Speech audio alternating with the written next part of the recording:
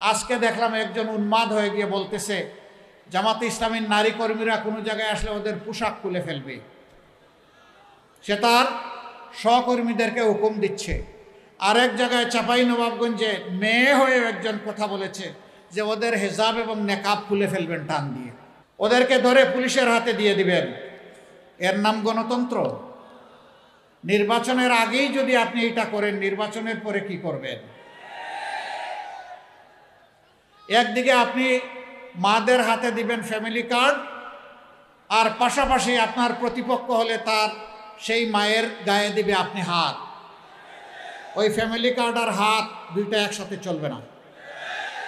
যদি সত্যিই সম্মান দেখায় থাকেন তাহলে আগে আপনার মাকে সম্মান দেখান, এরপরে বাংলাদেশের প্রত্যেকটা নারীকে মায়ের মর্যাদায় সম্মান দেখান। মানুষ আপনাকে ভালোবাসবে, আপনাকে স্যালিউট দেবে। আমি বলে দিতে চাই, আমাদের জীবনের চেয়ে মায়েদের ইজ্জতের মূল্য আমাদের কাছে অনেক বেশি। আমি সাফ সারা বাংলাদেশের শান্তিকামী মুক্তি পাগল মানুষকে বলে দিতে চাই, বিশেষ করে যুবকদেরকে বলে দিতে চাই, কোনো মায়ের সাথে কেউ যদি এই ধরনের অসভ্য আচরণ করে, আপনারা আবার 24-এর মতো বিস্ফোরিত হবেন। বলবেন জীবন দিব কিন্তু মায়ের মর্যাদা দেব না, কাউকে না মায়ের মর্যাদা নিয়ে টান দিতে দেব না। জীবনের বিনিময়ে হলেও মায়ের মর্যাদা রক্ষা করব। যারা মাদেরকে নিয়ে এইরকম অপমান করেন, এদেশের অর্ধেক হচ্ছেন আমাদের মায়ের সমাজ। তারা কিভাবে আশা করেন সেই মায়েরা তাদেরকে সমর্থন দেবে? আমরা দোয়া করি শুভবুদ্ধির উদয় হোক। হ্যাঁ, মাদের ছাড়াও বিভিন্ন জায়গায় হচ্ছে। আজকেও ঢাকায় দেখেছেন কিছু একটা হয়েছে। প্রতিদিন বিভিন্ন জায়গায় অসহিষ্ণু এই কার্যক্রম চালানো হচ্ছে। কেন রে ভাই, এখন তো মাঘ মাস। এই শীতের দিনেই যদি মাথা এত গরম হয়, চৈত্র মাসে কি হবে? আপনার আদর্শ নিয়ে আপনি মাথা ঠান্ডা রেখে যান জনগণের কাছে, সুন্দর করে বুঝায় কথা বলেন, আপনাকে আমরা ওয়েলকাম করব। কিন্তু আপনি গায়ের জুড়ে সেই ফেসিবাদী কায়দায় আবার নির্বাচনকে চলে বলে কৌশলে নিজের ইচ্ছা মতো প্রভাবিত করবেন। এখনকার যুব সমাজ 24-এ চিৎকার দিয়ে ঘুমাইয়া পড়ে নাই। যুবকদেরকে বলছেন তাদেরকে বেকার ভাতা দেবে, কে বলছে? তারা আপনার কাছে গিয়ে মিছিল করে, আপনাদের কাছে মিছিল করে বলছে যে আমরা বেকার ভাতা দেন। আমাদের যুবকদেরকে আমরা বেকার ভাতা দিয়ে অপমানিত করতে চাই না। আমাদের যুবক যুবতীদের প্রত্যেকের দুটি হাতকে আমরা দেশ গড়ার কারিগরের হাতে পরিণত করতে চাই এবং তাদের হাতে মর্যাদার কাজ তুলে দিতে চাই। তারা যেন মুখ ফুলিয়ে বলতে পারে, এদেশ আমার দেশ, আমি বাংলাদেশ।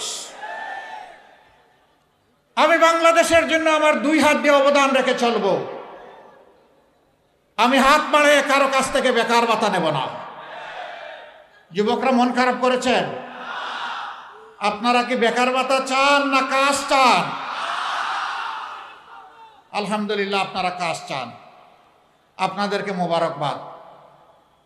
সম্মানিত ভাইয়েরা, আল্লাহর রহমতে আপনাদের দোয়া, ভালোবাসা, সমর্থন, ভোটে যদি আমাদের 11 দলীয় এই নির্বাচনী পক্ষের প্রার্থীরা বিজয়ী হয়ে সরকার গঠনের সুযোগ পান, আমরা যে কাজগুলা করতে চাই সেই কাজগুলার কিছু অংশ আজকে বলে আমি বিদায় নেব। সব এখানে বলা সম্ভব না।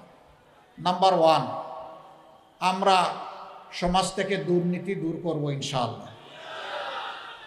আমরা দুর্নীতির গাছের পাতা ধরে টানাটানি করব না, আমরা জটটা ধরে টানব। দুর্নীতিকে আর বাংলাদেশে সহ্য করা হবে না। 2 নম্বর, যারা অন্যের দ্বারা প্রভাবিত হয়ে মানুষের কাছ থেকে অবৈধ চাঁদা নিয়ে মানুষকে জর্জরিত করে, এমনকি বিভিন্ন জায়গায় দেখি চাঁদা না দিলে দোকান ভাঙচুর, মারধর এগুলাও করে, আমরা আর কাউকে চাঁদা নিতে দেব না। যদি আমরা সেই সুযোগ পাই তাহলে দুর্নীতি যারা করেন আর চাঁদা যারা নেন তাদেরকে আমরা বুকে টেনে নিব, কারণ তারাও আমাদের সন্তান, তারাও এদেশের নাগরিক।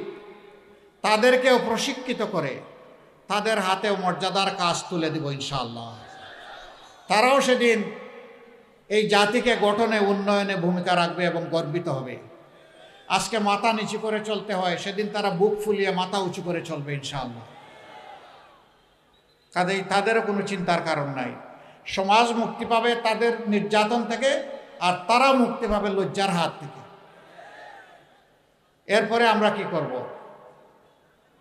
আমরা সমাজের সকলের জন্য ন্যায় বিচার কায়েম করবো ইনশাআল্লাহ। প্রেসিডেন্ট যে বিচার পাবেন, গ্রামের একজন সাধারণ কৃষক একই বিচার পাবেন। যে অপরাধে গ্রামের একজন সাধারণ মানুষকে আইনের আওতায় এনে শাস্তি দেওয়া হবে, একই অপরাধ করলে আইন প্রেসিডেন্টকে ছেড়ে কথা বলবে না। বিচার সমান। এই বিচারে যারা ভয় পায় তারা আমাদের বিরোধিতা করবে। আমরা তাদেরকে ভয় পাই না, আমরা একমাত্র আল্লাহ তাআলাকে ভয় করি। আমাদের তৃতীয় অঙ্গীকার, মানুষের পেটে এবং মুখে ভাত তুলে দেওয়া, এটা আমাদের দায়িত্ব। কিন্তু রিজিকের মালিককে আল্লাহ রাব্বুল আলামিন। আমরা আল্লাহ তাআলার কাছে চাইব এবং মানুষের অর্থনৈতিক প্রবৃত্তি অর্জনের জন্য স্বচ্ছতার সাথে দূরদর্শী চিন্তা করব ইনশাআল্লাহ। আগামী 5 বছর পরে বাংলাদেশ কোথায় যাবে, 10 বছর পরে কোথায় যাবে, 50 বছর পরে কোথায় যাবে, এটা জরুর নয় যে জামাতে ইসলামীকেই দেশ শাসন করতে হবে, কিন্তু এটা জরুর যে এই দেশে সুশাসন থাকতে হবে। এই দেশকে যারা ভালোবাসে তাদেরকেই শাসনের দায়িত্ব দিতে হবে। প্রিয় দেশবাসী, আমরা সেই রকম ভিশন নিয়ে, পরিকল্পনা নিয়ে আপনাদের সাথে বসবো, কথা বলবো, ডায়ালগ করব, তারপরে সবাই মিলে বাংলাদেশ গড়ব ইনশাআল্লাহ। ব্যাংক ডাকাত, শেয়ার মার্কেট লুটেরা, তাদের কি হবে? তারা অনেকে পালিয়ে বিদেশে গিয়ে আলিশান বাড়িতে থাকেন। আল্লাহ যদি আমাদেরকে তৌফিক দেন, আমরা ওদের পেটের ভিতরে হাত ঢুকাইয়া জনগণের টাকা বের করে নিয়ে আসবো। যা পারি, যতটুকু পারি, সেই টাকা রাষ্ট্রীয় তহবিলে যোগ হবে, তাই দিয়ে জনগণের উন্নয়ন কর্মকাণ্ড পরিচালিত হবে ইনশাআল্লাহ। এরপরে যদি আল্লাহর মেহেরবানিতে আমরা দায়িত্ব পাই নেই, সেই দিন থেকে আমরা সাফ বার্তা সবাইকে দিয়ে দিব, আগে যা করেছেন করেছেন, এখন উজু গোসল করে ঠিক হয়ে যান। এখন আর এগুলা চলবে না। আগেরটা কি হবে পরে দেখা যাবে, কিন্তু এখনটা করলে আর কেউ রেহাই পাবেন না। এই বার্তা যখন চলে যাবে, আমরা বিশ্বাস করি মাথা যদি ঠিক থাকে শরীর ঠিক হয়ে যাবে। রাজনীতির জায়গাটা স্বচ্ছ হয়ে গেলে গোটা সমাজ স্বচ্ছ হয়ে যাবে ইনশাআল্লাহ। তখন আর কেউ দুঃসাহস দেখাবে না দুর্নীতি করার, অন্য কোনো অপরাধ করার। অপরাধ তো এখান থেকে শুরু হয়, সমস্যা তো গুড়ায়, সমস্যা সমাজের মাথায়। আমরা আবারও বলছি, লেজ ধরে টান দিব না, আমরা কান ধরে টান দিব ইনশাআল্লাহ। যারাই অপরাধ করবে কোনো ছাড় নাই। সম্মানিত ভাইরা, আমাদের সমাজের একটা বিপুল সংখ্যক শিশু, তারা শিক্ষার আলো থেকে একেবারেই বঞ্চিত। তার মা পেটের ভাত যোগান দিতে পারে না, ওরা শিক্ষা দিবে কিভাবে? সে কি দেশের নাগরিক নয়? সরকারের কোনো দায়িত্ব নেই? সেই লোকগুলা যখন শিক্ষা পায় না, অনাদরে, অবহেলায়, অযত্নে বড় হয়, তখন তাদের মনের মধ্যে দ্রোহের আগুন জ্বলে উঠে। আমি কি এই সমাজের কেউ নই? এই সমাজ আমাকে এইরকম অন্ধকারে ফেলে দিল কেন? তার মনে তখন প্রতিরোধ স্পৃহা জাগ্রত হয়, তখন বিভিন্ন ধরনের অপরাধ কর্মকাণ্ডে সে জড়িয়ে পড়ে। এর জন্য আমার ওই অবুঝ শিশুটি দায়ী নয়, এই জন্য দায়ী সমাজ এবং সরকার, যারা তাদেরকে শিক্ষার আলো থেকে বঞ্চিত করেছে। ইনশাআল্লাহ আল্লাহ তাআলা আমাদেরকে দেশ পরিচালনার সুযোগ দিলে আমরা তাদেরকে বুকে তুলে নেব এবং তাদের শিক্ষার ব্যবস্থা করব। তাদের মধ্য থেকে মণিমুক্তা বের হয়ে আসবে, আমরা এটা আশা রাখি। এমনকি তাদের মধ্য থেকে বের হয়ে কেউ এসে আগামী দিনের প্রধানমন্ত্রী হতে পারে। শুধু রাজার ছেলে রাজা হবে, রাজনীতির এই সংস্কৃতি আমরা পাল্টে দিতে চাই। যার যোগ্যতা আছে সেই দেশ পরিচালনার দায়িত্ব পাবে ইনশাআল্লাহ। জনগণের ভালোবাসা এবং সমর্থন নিয়ে। ওই পৈতৃক সূত্রে, জমিদারি সূত্রে রাজনীতি এই দেশের মানুষ আর দেখতে চায় না। সম্মানিত ভাইয়েরা, তারপরে কি করব?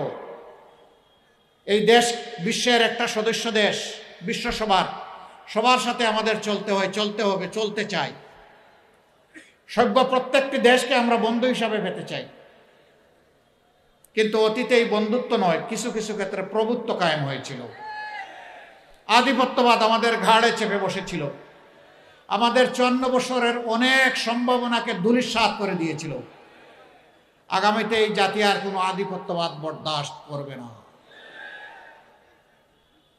আমরা সবাইকে বন্ধু হিসাবে পেতে চাই, কাউকেই প্রভু হিসাবে দেখতে চাই না।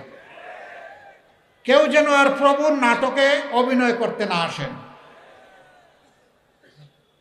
আমরা সবার সাথে ভালো সম্পর্ক, প্রতিবেশীদের সাথে ভালো প্রতিবেশীর সম্পর্ক আমরা রক্ষা করব, কিন্তু আমরা চাই আমাদের সাথেও যেন সেই সম্পর্কটা রক্ষা করা হয়। কিছু লোক জাতিকে বিভক্ত করেছে, মুক্তিযুদ্ধের পক্ষ বিপক্ষ, অমুক ধর্ম অমুক ধর্ম, ধর্মে ধর্মে ক্লেশ, চেতনার ক্লেশ, এগুলা লাগাই রেখেছে। আমরা এই সবগুলার কবর রচনা করে একটা ঐক্যবদ্ধ জাতি করতে চাই। হিন্দু, মুসলমান, বৌদ্ধ, খ্রিস্টান সবাই মিলে আমরা একসাথে ফুলের বাগানের গাছগুলার মতো থাকতে চাই, নিরাপদে শান্তিতে থাকতে চাই, সম্মানের সাথে থাকতে চাই। এখানে কারো অপমান আমরা বরদাস্ত করব না। ধর্মের ভিত্তিতে কারো মূল্যায়ন হবে না। নাগরিকত্ব, দেশপ্রেম এবং তার যোগ্যতার ভিত্তিতে তার মূল্যায়ন হবে ইনশাআল্লাহ। সম্মানিত ভাইয়েরা,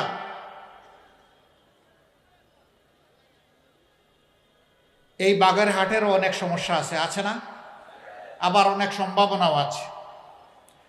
যুগ যুগ ধরে বাংলাদেশের বিভিন্ন অঞ্চলকে পিছিয়ে রাখা হয়েছে। 15 সালে আমি শরণখোলায় একটা এলাকায় গিয়েছিলাম, জমিনের আইল দিয়ে চলতে হয়েছে, ভালো একটা রাস্তা নাই।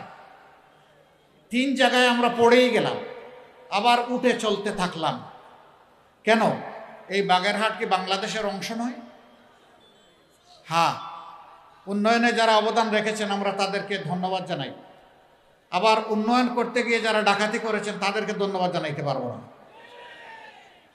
জনগণের টাকা নিয়ে যারা নিজেদের পকেট বাড়ি করেছেন, সিঙ্গাপুর বানিয়েছেন আর কানাডায় বেগমপাড়া গড়ে তুলেছেন, আমরা তাদেরকে ধন্যবাদ জানাতে পারবো না। ধন্যবাদ জানাবো সততার সাথে, দক্ষতার সাথে এই জাতির খেদমত করে, বাগেরহাটবাসীর খেদমত করে যারা গিয়েছেন, অবশ্যই তাদেরকে ধন্যবাদ। আমরা আপনাদেরকে কথা দিচ্ছি, আমরা সুযোগ পেলে নির্যাতের ভিত্তিতে যে এলাকা সবচেয়ে বেশি বঞ্চিত, ওই এলাকার দিকে ইনশাল্লাহ আমাদের চোখটি প্রথমে পড়বে ইনশাল্লাহ। আমরা এটা দেখব না কোন মন্ত্রী মহোদয় আর প্রেসিডেন্ট সাহেবের বাড়ি কোথায়, আমরা দেখব কোন এলাকার পাওনা সরকারের কাছে সবচেয়ে বেশি, সেই ঋণ সরকারকে পরিশোধ করতে হবে ইনশাআল্লাহ।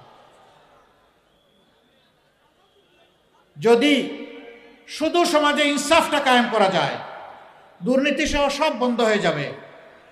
এই দেশকে, জাতিকে পাল্টানোর জন্য 5টা বছর যথেষ্ট। আপনারা কি তা বিশ্বাস করেন? ইনশাআল্লাহ আমরা গভীর আস্থা রাখি এই ব্যাপারে, এবং ইনশাআল্লাহ আল্লাহ তৌফিক দিলে আমরা পারবো ইনশাআল্লাহ। কেন পারবো? যেহেতু আমাদের নিজস্ব কোনো ধান্দাবাজি নাই। আমাদের একটাই ধান্দা, কিভাবে এই জাতির কিছু ভালো করা যায়। আপনাদের সবাইকে অনুরোধ জানাবো, 12 তারিখের 2টি বুথে আপনারা ঐতিহাসিক গুরু দায়িত্ব পালন করবেন ইনশাআল্লাহ।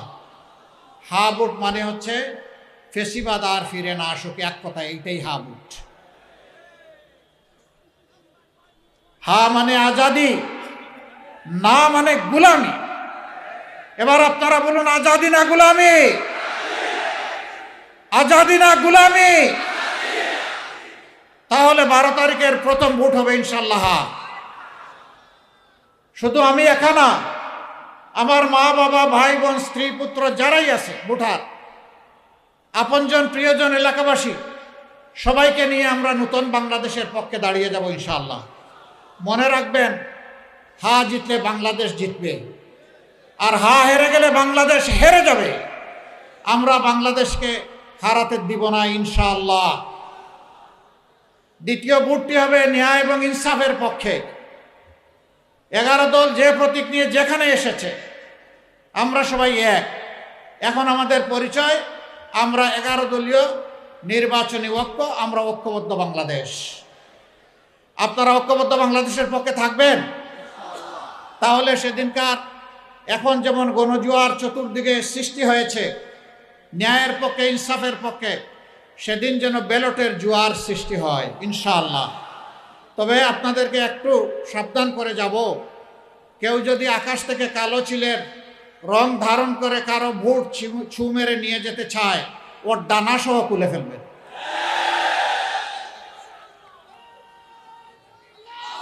আগের স্লোগান অচল, আমার ভোট আমি দেব, তোমারটাও আমি দেব, এটা অচল।